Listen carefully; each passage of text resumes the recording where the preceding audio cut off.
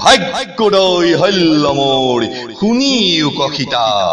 মই লংকেশ্বৰ আখি ভৈলো তজুভিতা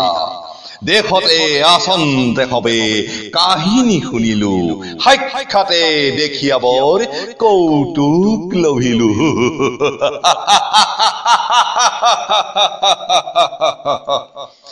হৰি শংকৰক আৱে মোৰ নাহি শংকা সাগৰ মধ্যত মোৰ চন্নপুৰী লংকা চৌষষ্ঠি কলাক জানো চৈধ্য শাস্ত্ৰ নয় যতেক 25 তত্ত্ব আমাত আছয় অৰি বীৰ দমন ৰাবণ মত্ত গজ মনুখ ৰামক এৰি সীতা মুক ভজ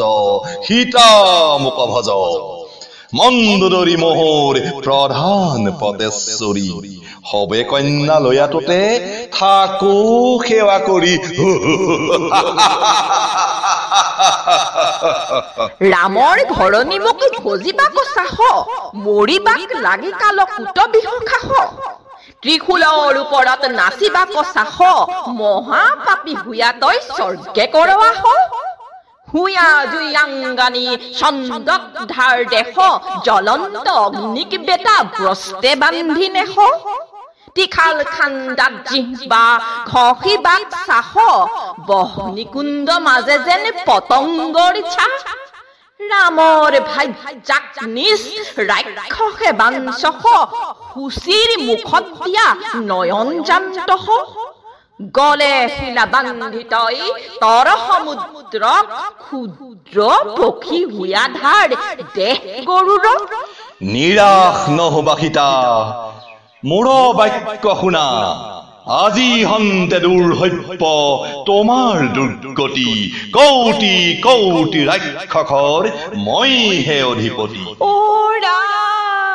মোহৰ বদন সীতা মাথা তুলি চাহা বন ফল এৰি ত্ৰিভু বন ফল খাহা তিনিও ভুৱন মাজে যতেক সুন্দৰী স্বামীক মাৰিয়া হবে আনি আছো হৰি ৰক্ষা কৰা তোমাক সেৱা কৰি হবে থাকুক হৰিহি তাৰা গণ মাজে তুমি পূৰ্ণিমাৰ হৰি ও লক্ষ্মণ